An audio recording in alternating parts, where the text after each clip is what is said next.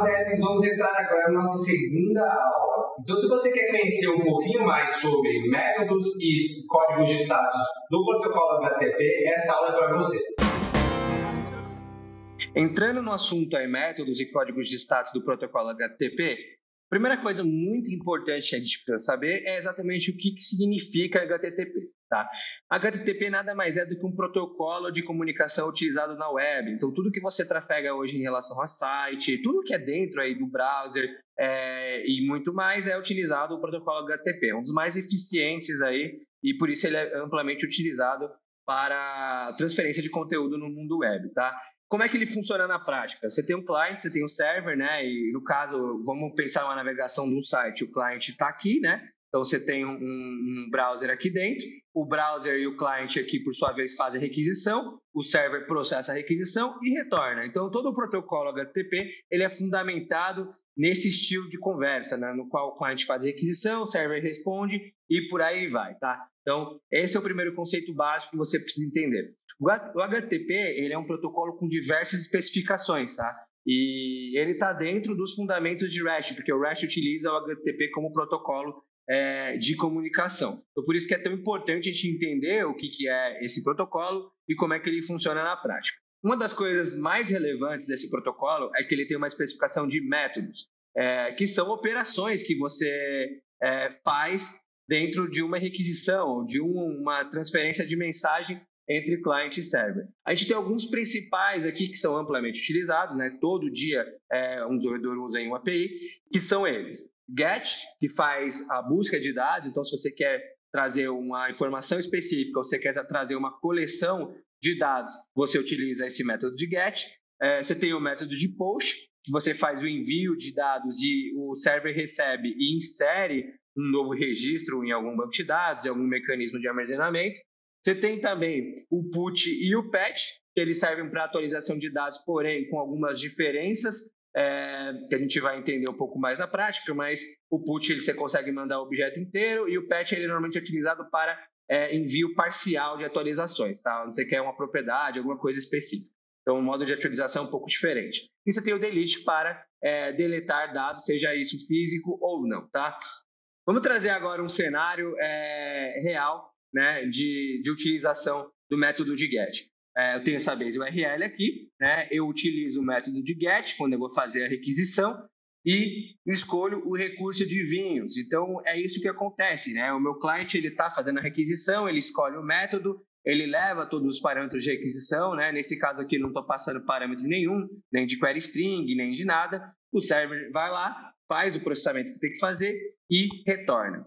Ou, então, eu posso utilizar uma query string, como comentado anteriormente, e aí o server vai interpretar, além desse get geral desse recurso, quais são os parâmetros de filtro, né? Então, nesse caso aqui, eu estou colocando um vinhos com no máximo 100 reais e do tipo branco, tá? E, obviamente, a resposta do meu server vai ser orientado para esse tipo de busca que eu estou fazendo. Então, esse é o comportamento esperado do server em si, tá? Eu tenho também um GET que passa o ID, ou seja, o identificador único, como parâmetro da URL. Então, nesse caso, ao invés de trazer uma coleção de vinhos com uma especificação de filtro que eu mostrei anteriormente, eu quero um vinho específico. Então, por isso, eu coloco esse identificador único dentro como parâmetro da URL. Nota que aqui não é mais uma query string, então eu não tenho uma interrogação, eu não estou fazendo uma parametrização de busca.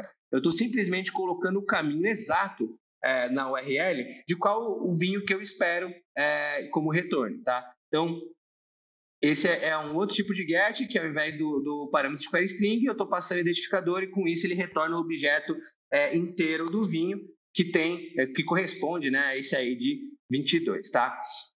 Falando agora um pouco mais de POST, normalmente ele é utilizado para fazer o envio de dados, conforme eu mencionei, né?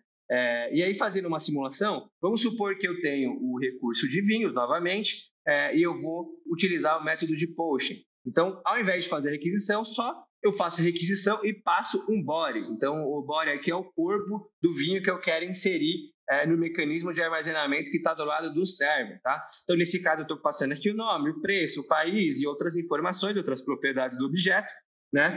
E quando o que eu recebo de resposta, normalmente é que o vinho foi criado. Então eu posso desde receber, dependendo da API, eu recebo um status code, eu recebo o status code mais o corpo do vinho que foi inserido e por aí vai, tá? Mas na prática esse é o comportamento esperado. Você manda o post, o server vai lá e insere esse registro no armazenamento que está por trás. Agora vamos falar um pouco mais de put-patch, né? Put-patch, que é uma dúvida comum quando a gente comenta aí sobre métodos do HTTP, tá?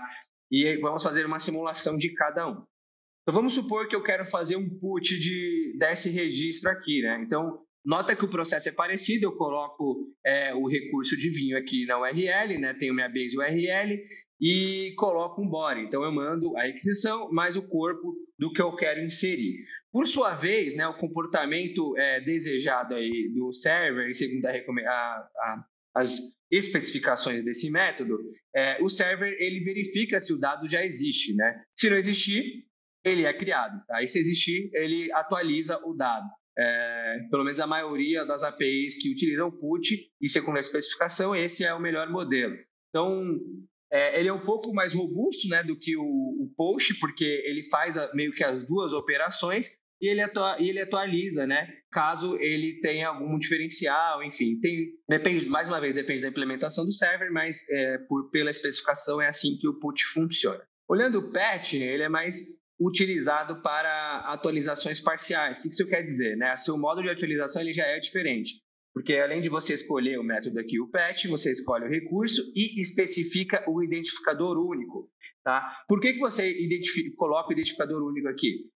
Simplesmente porque você vai colocar o body do que você quer que seja atualizado. Então aqui eu estou mandando só as propriedades que vão ser atualizadas. Isso é ótimo por questões de performance. Tá? Então se você desenha uma API que tem essa implementação do patch, você também vai estar salvando, economizando aí recursos de infraestrutura do seu lado, tá?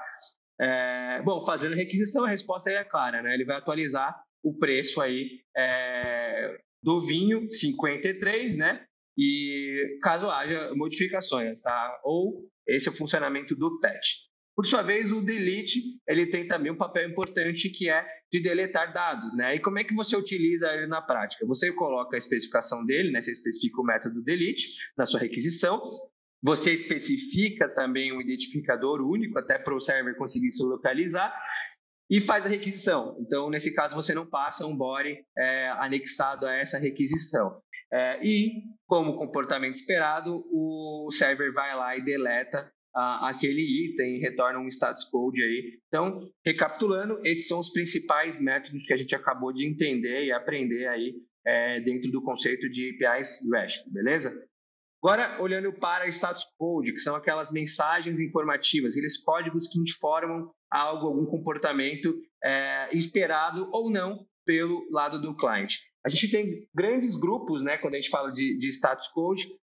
O primeiro deles é o grupo 1, que é mais informativo, ele praticamente não é utilizado, tá? Mas se você depois quiser olhar na especificação, você vai olhar que ele tem algumas funções relacionadas a isso.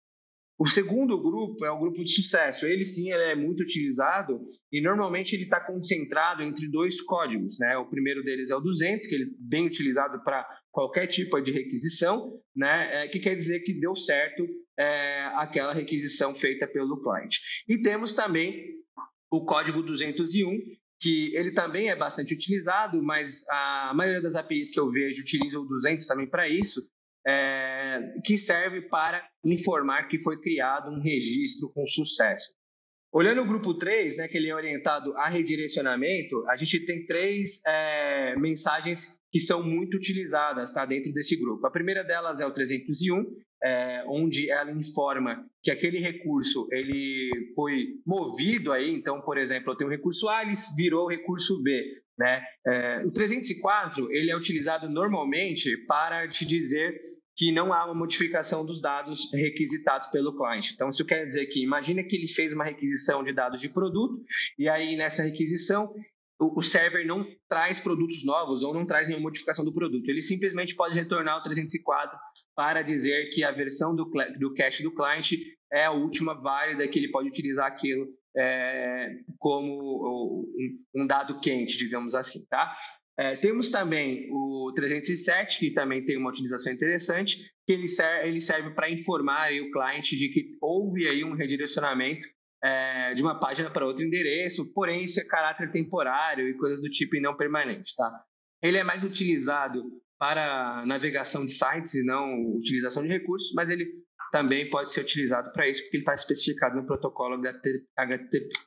E temos o grupo 4, que aí ele é mais orientado para erros do lado do cliente, ou seja, que a montagem da requisição ela segue uma estrutura incorreta, tá? Isso normalmente é o que quer dizer, né, quando vem alguma mensagem desse grupo. Dentre as principais mensagens, nós temos a 400, que é o bad request, ou seja, ele é um pouco mais genérico nesse caso, né? Ele fala simplesmente que a estrutura de requisição não foi de acordo com o que o server esperava e por isso ele não pôde processar. Tem também a 401, que olhando para a camada aí, de autenticação, né? Ela serve principalmente em relação às credenciais, que elas estão sendo inválidas, então ele não consegue fazer nenhuma navegação dentro daquela API. O que é diferente do 403, existe uma confusão de conceito aqui, mas o 403 ele é utilizado quando as credenciais elas estão válidas, mas você não tem nenhuma permissão para utilizar determinado recurso. Então, imagina que você conseguiu se autenticar, você está com um token válido, mas o seu token não é suficiente para você ter acesso a um determinado recurso. Então, para isso é utilizado o 403. Temos também o 404, que é para dizer que aquele recurso ele não foi encontrado, tá? O not found, ele é bem famoso.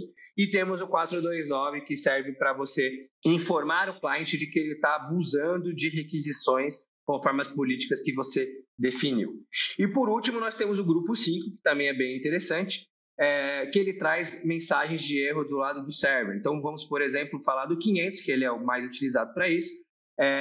Ele é um erro genérico, porém, ele diz que ocorreu uma exceção não tratada aí por lado do servidor. Então, imagina que a requisição ela foi estruturada de forma correta, porém, na hora dela ser processada pelo server, ele caiu em alguma exceção e, por isso, ele retornou um erro interno 500, tá?